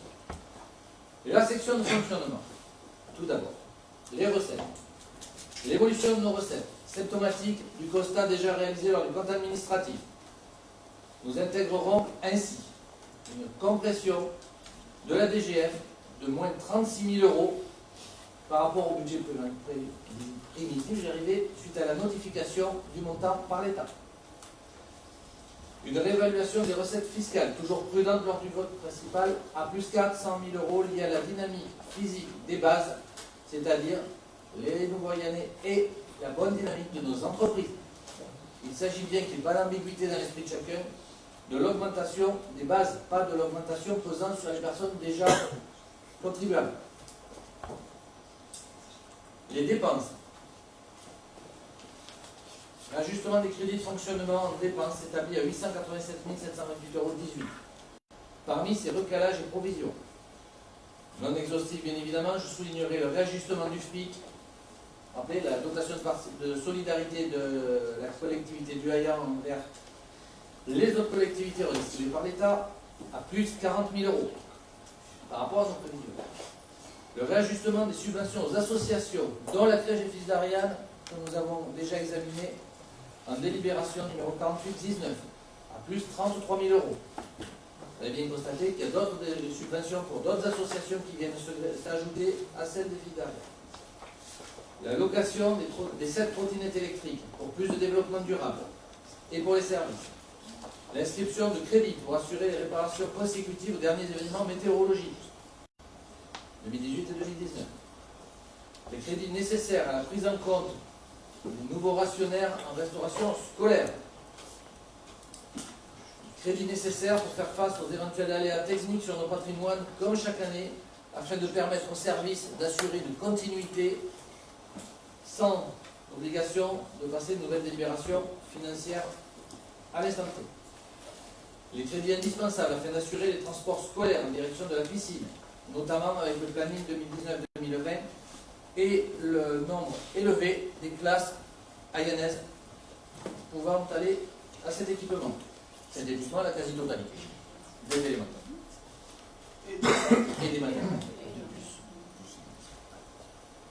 Mais aussi la prise en compte de la titularisation de 6 agents vacataires au service jeunesse, résorbant cette année encore et de façon significative les situations de précarité de nos effectifs. Mesure indispensable.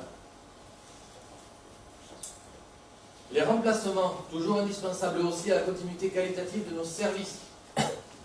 Je reviens sur ce que je disais tout à l'heure, mais j'insiste. Si aujourd'hui nous devons remplacer les absents, c'est bien pour assurer ce service, c'est parce que nous avons optimisé nos moyens et que nos obligations ont augmenté. Et enfin, une provision pour la revalorisation salariale des assistantes maternelles. Sur la section d'investissement. Alors, sur la section d'investissement, donc les opérations réelles s'élèvent à 1 997 720 €. Cela concerne, pour les masses les plus importantes, la préemption d'un terrain dit terrain Chauvet, avec ses frais d'acquisition pour un montant de 521 000 €.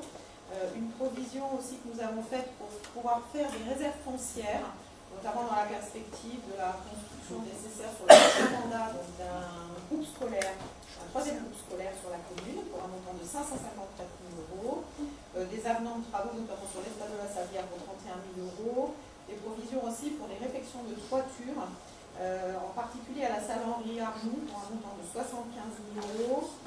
Idem pour la couverture du gymnase BLR, 180 000 €. Il faut savoir qu'avec les épisodes climatiques un peu extrêmes que nous vivons, nos bâtiments qui, pour certains, commencent à être anciens, n'ont pas été calibrés pour ce type d'aléas climatiques. Et donc nous avons eu, hélas, un certain nombre de dégâts qui nous obligent à investir massivement sur ces toitures.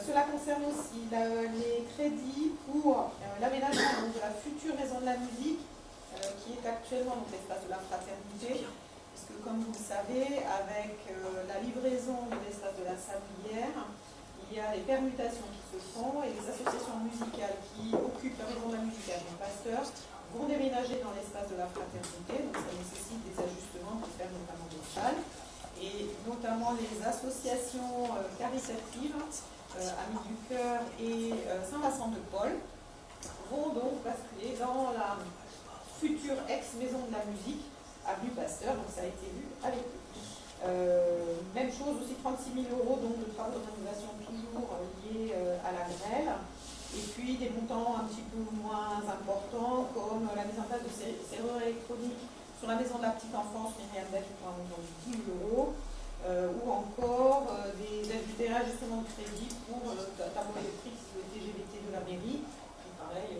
commence à donner des signes de faiblesse, donc pour des raisons de sécurité, nous devons le remplacer probablement pour un montant de 16 000 €. Voilà. Oui. La bonne tenue de notre excédent 2018 nous permet en outre de réduire l'emprunt d'équilibre de 1 10 154 €, en gros divisé par 2. Ce budget supplémentaire reste, malgré les contraintes, orienté vers l'avenir et la réalisation des investissements, en accentuant cette année encore le maintien en état et la rénovation de nos patrimoines existants, notamment bâtis. Les budgets annexes.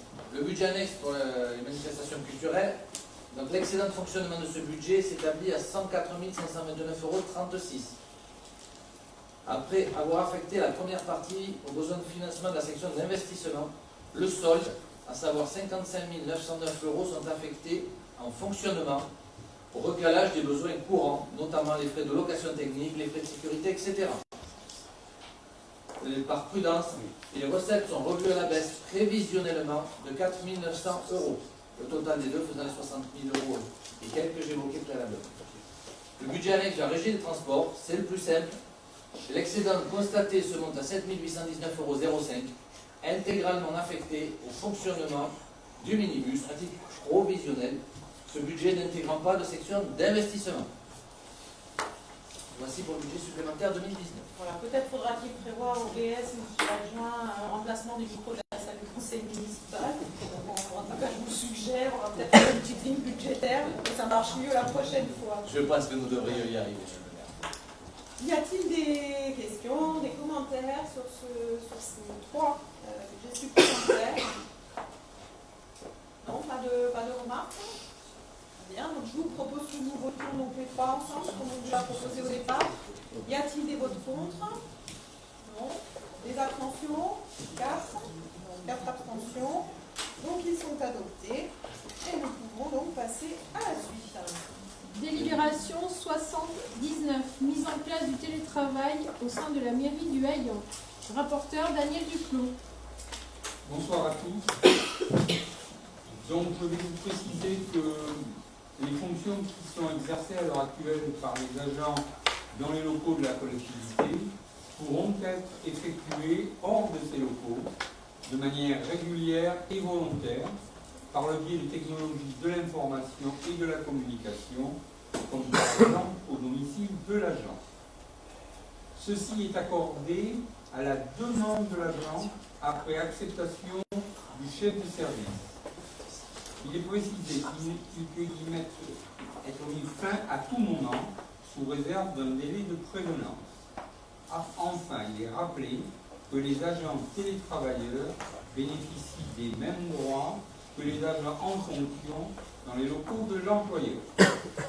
Pour la ville du Haillan, cette action santé-environnement s'inscrit pleinement dans le plan de mobilité des agents visant notamment à rationaliser les déplacements sur le trajet domicile-travail et par là même diminuer l'utilisation de la voiture sur ce type de trajet.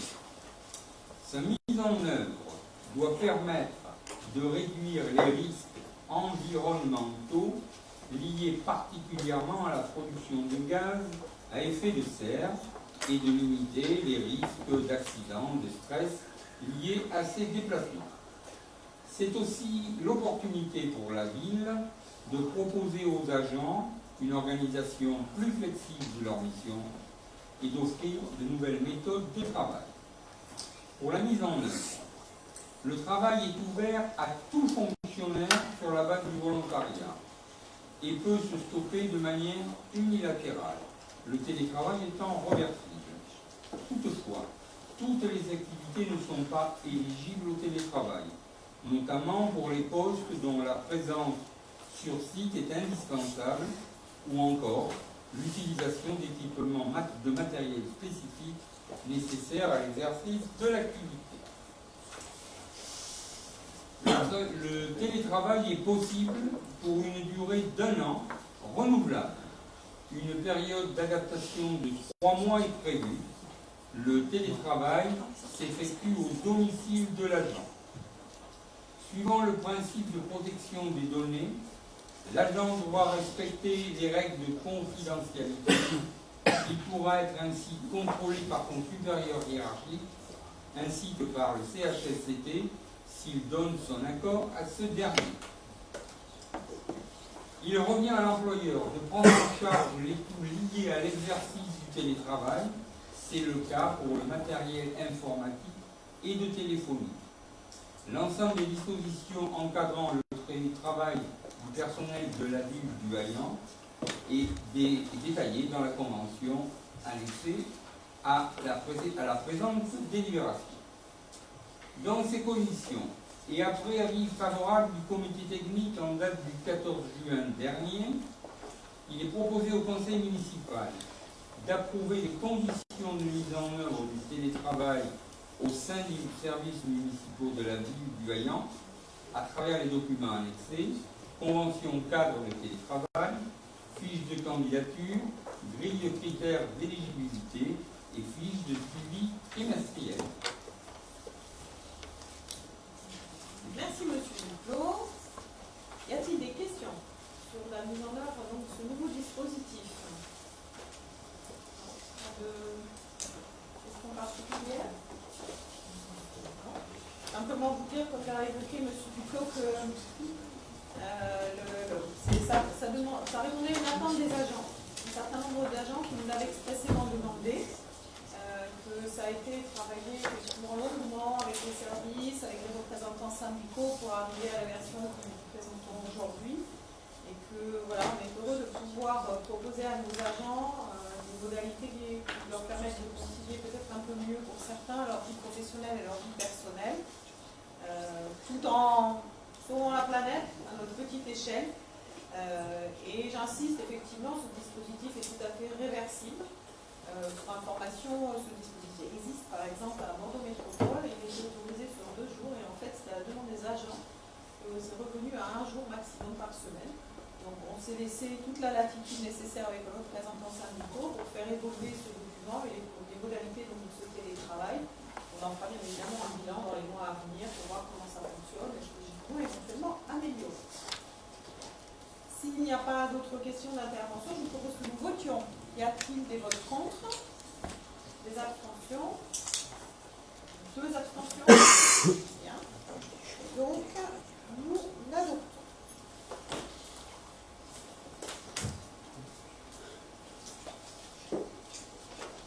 Madame la secrétaire. Délibération 61-19. Rémunération des fonctionnaires employés à l'occasion des élections européennes.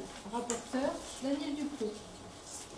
Il s'agit pour cette délibération d'acter une évolution de la réglementation qui concerne exclusivement l'agent non éligible aux heures supplémentaires dans le cas du travail pour les élections européennes. Donc il est proposé au conseil municipal d'instaurer, en plus du RICEP, qui est la règle qui régit le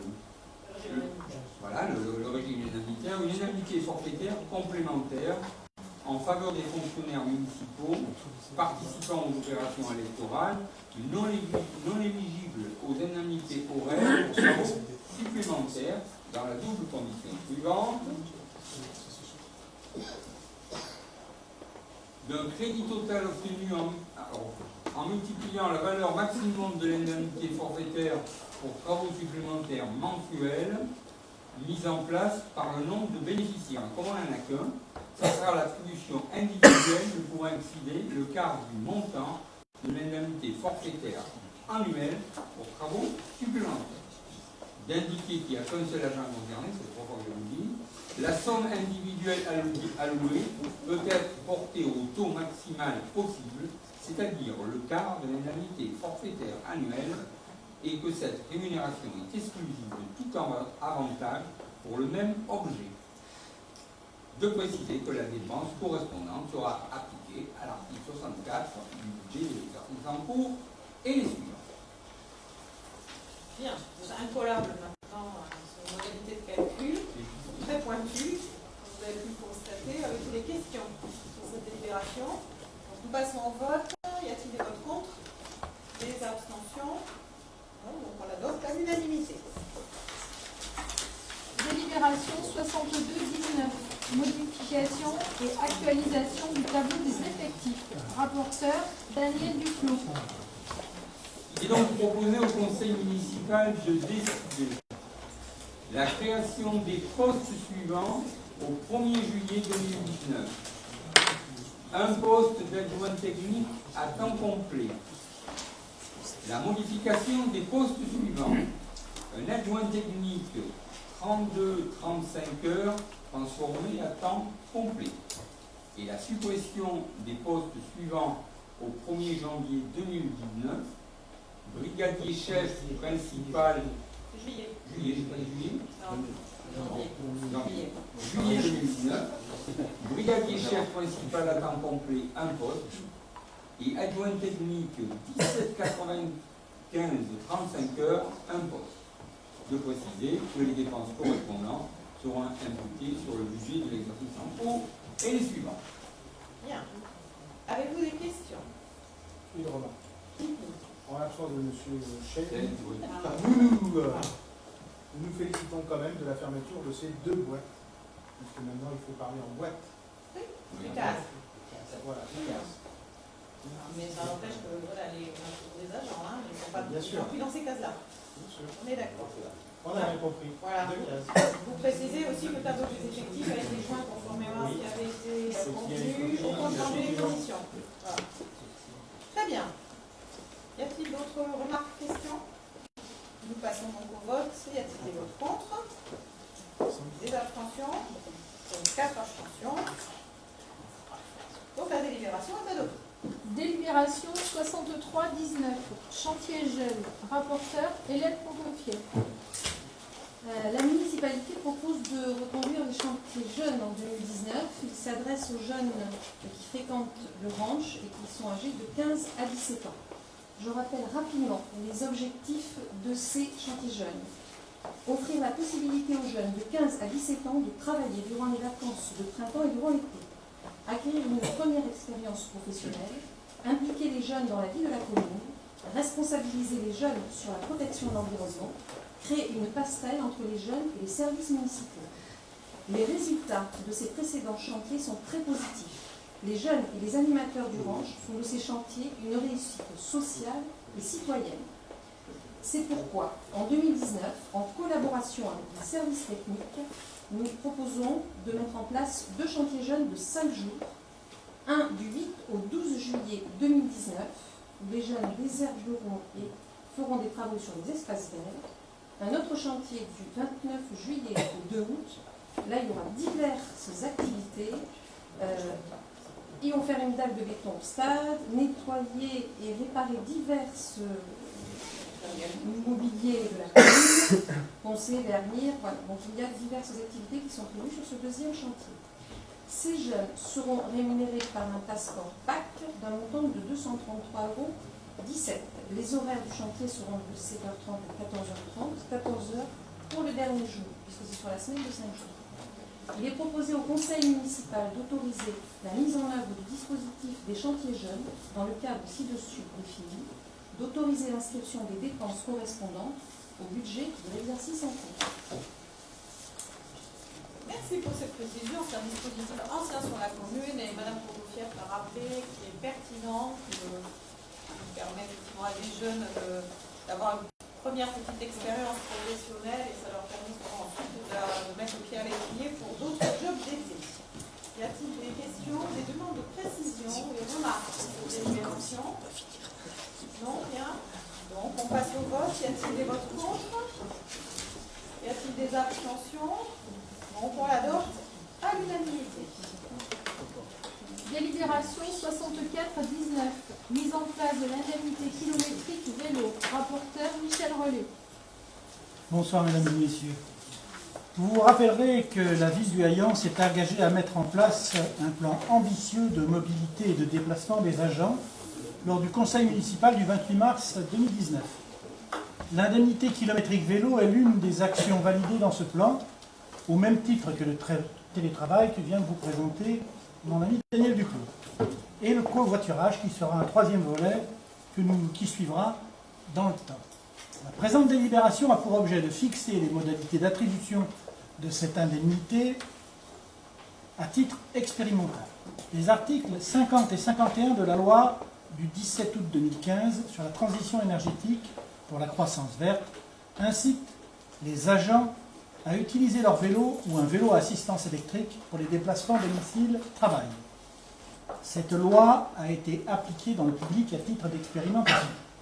En ce sens, l'article L. 3261-3-1 du Code du travail, relatif aux trajets effectués à vélo par les agents, fixe comme objectif le changement de mode de déplacement, au moins par alternance, en mettant en place l'indemnité kilométrique vélo.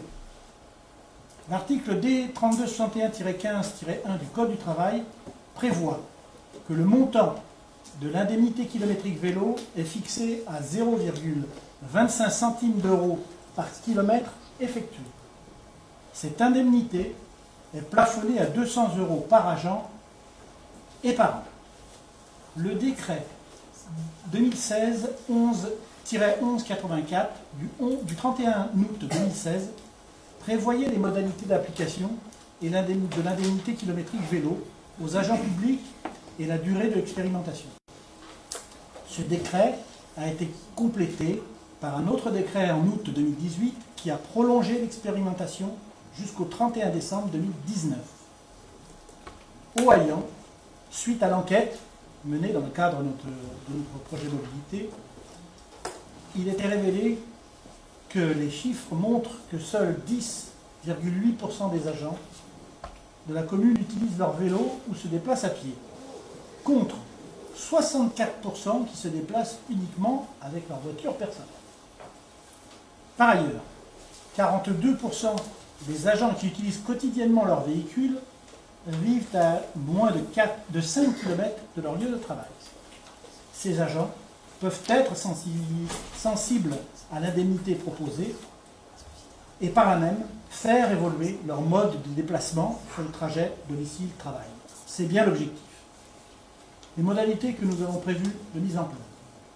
Pour pouvoir en bénéficier, l'agent doit faire une demande écrite auprès de son chef de service qui la transmettra au service des ressources humaines. En vertu de l'article 2 du décret du 31 août 2016, l'agent devra aussi compléter l'attestation sur l'honneur afin de s'engager à utiliser son vélo. Cet article est mentionné en annexe du document. Pour 2019, on estime qu'une vingtaine d'agents pourront bénéficier de l'indemnité kilométrique vélo, ce qui représente pour la commune un budget de 4 000 €. Dans ces conditions, il est proposé au conseil municipal d'approuver la mise en œuvre de l'indemnité kilométrique vélo selon les dispositions ci-dessus exposées et d'autoriser Madame la maire à signer tout document en rapport avec la présente délibération. Je vous en remercie. Merci M. Bonnet. Effectivement, c'est assez bizarre, mais la réglementation pour les salariés du privé prévoit expressément ce dispositif et pour les collectivités locales, pour l'instant, c'est uniquement à titre expérimental. On s'est engouffré dans la brèche et on espère que ça va devenir quelque chose de plus systématique et obligatoire. Des interventions, M. Dupont. Madame le maire, chers collègues, mesdames et messieurs, l'Europe Écologie Les Verts approuve les démarches municipales de télétravail, que nous avons dit tout à l'heure, et de mise en œuvre de l'indemnité kilométrique pour les agents qui se déplacent à vélo pour les trajets domicile-travail. Ces deux principes sont déjà adoptés par des collectivités et des entreprises de Bordeaux Métropole. Ces initiatives sont des alternatives aux tout-voitures qui nous consomment du temps de transport quotidien au détriment de nos vies familiales et sociales. Les gaz émis lors de ces déplacements en voiture sont d'autant plus nocifs par des temps caniculaires que nous traversons aujourd'hui. L'Europe Écologie Les Verts vote favorablement ces deux délibérations pour promouvoir les modes doux de déplacement et le bien-être au travail. Cela s'inscrit dans la transition écologique que nous devons mener très rapidement. C'était un sujet majeur des dernières élections européennes, plus ou moins décliné par l'ensemble des candidats, plus ou moins partagé. La transition écologique commence d'abord au niveau local, près de chez soi, par des gestes du quotidien. La transition écologique n'est pas que répressive, comme souvent décriée, mais incitative pour être partagée comme l'indemnité kilométrique et le travail et le télétravail que nous allons voter. Merci. Merci. Y a-t-il d'autres remarques? Monsieur Comte. Oui, je vais simplement dire que j'approuve effectivement ce qui vient d'être dit, mais aussi la proposition. Je regrette simplement que ceux qui font l'effort de venir aussi à pied au travail ne soient pas indemnisés. Voilà, c'est tout. Ça viendra peut-être un jour, mais pour l'instant la réglementation ne le permet pas. Et donc je vous rappelle qu'il y a cyclopatrouille le 6 juillet, donc si vous voulez encore favoriser les déplacements à vélo, ça sera l'occasion aussi de le faire. Et puis d'autres remarques ou d'autres interventions? Madame Angelo. Oui, effectivement, on peut se réjouir de la coloration verte, écologique, avec des considérations qui sont indispensables à ce jour. Et pour autant, le vécu au quotidien est indispensable, c'est vrai, c'est ça qui fait la différence. Et dans le vécu au quotidien, moi, ce que j'ai vu, ce sont les arbres abattus face à la poste. Donc j'ai regretté de voir des arbres abattus, alors que leur ombre eût été fort utile à ces temps de canicule. Et les espèces qu'ils abritent, les insectes qui disparaissent à tout va, eût été aussi peut-être important de pouvoir continuer à y vivre. Alors pour vous répondre sur ces arbres, il y a plusieurs raisons qui ont prévalu à leur disparition. Une des premières raisons, c'est que vous avez dû voir qu'il y en avait déjà un qui avait dû être abattu parce qu'il était malade. Et nous faisons des diagnostics sur un certain nombre d'arbres. Nous avons été amenés à en faire d'ailleurs sur les 2 très beaux platanes qui sont sur le parking de la mairie. Parce qu'effectivement, nous avions des inquiétudes sur leur bon état de santé. Et d'ailleurs, le diagnostic que nous venons de faire va nous amener probablement à couper certaines branches importantes pour éviter que la branche de chute sur les voitures ou sur les passants qui sont amenés à circuler à cet endroit. Donc ça a été la première raison. La deuxième raison, c'est que dans le cadre de la réfection de la place, un des éléments qui était remonté aussi par les commerçants que nous soutenons et que nous essayons de faire vivre sur cette ville, c'est que ces arbres cachaient leur devanture. C'était le cas notamment de la mercerie qui s'est installée il y a peu de temps, et donc ça permettait de dégager la façade. Le projet d'aménagement de la place François Mitterrand a intégré d'autres espaces verts, mais plutôt avec de la végétation basse.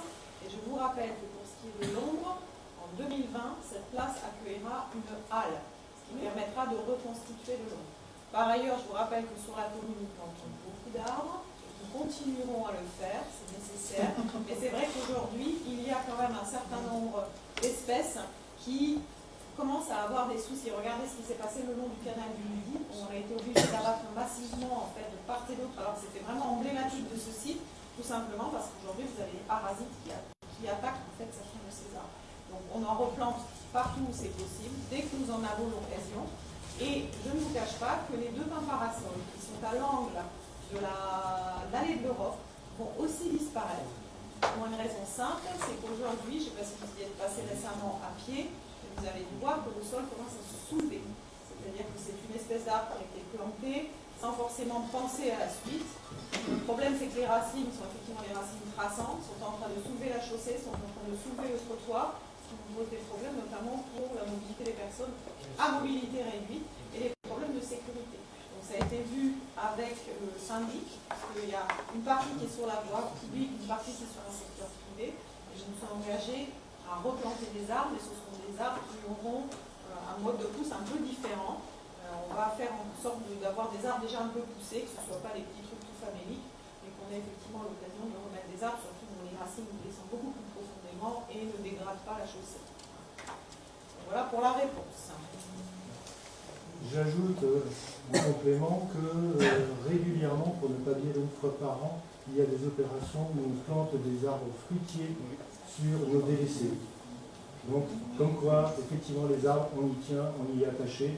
Et là, ce sont vraiment des fruitiers qui permettent de récolter des fruits à l'ensemble des citoyens. Si on y tient vraiment, on peut pas ce qui existe, à moins effectivement d'une raison. Sauf maladie. Mais la maladie, c'est qu'ils vont tomber et c'est du monde. Une raison économique, on ne voit pas le commerce, je suis désolée, mais un arbre, c'est pas. Vous en discuterez avec les commerçants. Juste pour prendre un petit peu de recul par rapport à la place de l'arbre en ville et en France. Et là, c'est pas le financier qui parle, mais il y a plusieurs études qui ont été faites, dont une qui m'a particulièrement marqué, qui pointe qu'en fait, le paysage français n'a jamais compté autant d'arbres depuis le Moyen-Âge et même avant, mais que celui-ci a un point faible très important, c'est que sa réserve de son poumon d'oxygène baisse tous les ans malgré l'augmentation du rendement de verre. Pourquoi ? Parce qu'en fait, la préservation des arbres, si elle est indispensable, ne doit pas être faite de façon exclusive de leur renouvellement. Je m'explique. Le fait que plus il y a d'arbres, moins il y a de poumons verts, s'explique exclusivement par le vieillissement du patrimoine arboré national. C'est-à-dire que plus un arbre vieillit, moins il capte du CO2 et moins il rejette d'oxygène.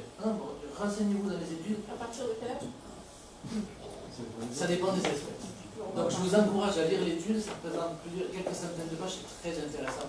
Et qui pointe bien qu'une des erreurs qu'il faut corriger dans les patrimoines arborés, c'est bien de pouvoir faire tourner et renouveler les patrimoines, conserver les arbres. On va faire bien évidemment, comme on l'a fait au ailleurs, mais il est affiché ici, c'est pas sans raison, mais ne pas perdre de vue le renouvellement des espèces quand elles sont soit trop vieilles, soit malades. C'est un des éléments qui fait qu'elles perdent leur potentiel. Et si l'arbre n'a pas qu'une vocation décorative ou non, c'est un peu notre conception urbaine. Mais l'arbre, effectivement, vise à préserver la biodiversité, à ramener un poumon carbone à une période où le CO2, le réchauffement climatique est essentiel, et aussi à amener une vraie silo de fraîcheur combinée avec une déminéralisation de certains espaces. Donc, c'est vrai que couper des arbres, c'est toujours cruel. Il ne faut pas perdre de vue que ça entre tout à fait, très logiquement, dans le cycle de l'arbre humain. Ça peut être nécessaire. Monsieur Fab. Juste une remarque. Les arbres, oui, il faut les garder. On en a planté à Armignac quand on a fait le gymnase, etc. Cette nuit, on a failli perdre 400 000 € sur Bel Air. On en a gardé un à côté de la plateforme. On l'a gardé. Moi, j'étais pour le couper. On m'a dit non, il faut garder les arbres. Ok. Il est tombé du mauvais côté. Enfin, du bon côté pour nous, il est tombé dans l'autre sens. S'il était tombé sur la plateforme, on perdait 400 000 € cette nuit. Il faut s'interroger sur le fait de garder tous les arbres. On a eu aussi d'ailleurs des chutes d'arbres, vous avez dû le voir avec la dernière tempête, quand on a eu le vent. À Bel Air, il y a des arbres qui sont tombés, voilà, au bois de MSP, on en a eu aussi sur des terrains privés. C'est vrai qu'il y a une surveillance à faire aussi. Et voilà, comme le disait très justement Jean-Michel Bousquet, oui, il faut qu'on ait des arbres, il faut qu'on en plante, mais il faut aussi gérer en fait cette forêt, ces arbres de manière pertinente. Très bien. Je voulais simplement dire que nos espaces verts peuvent en témoigner. Ils font régulièrement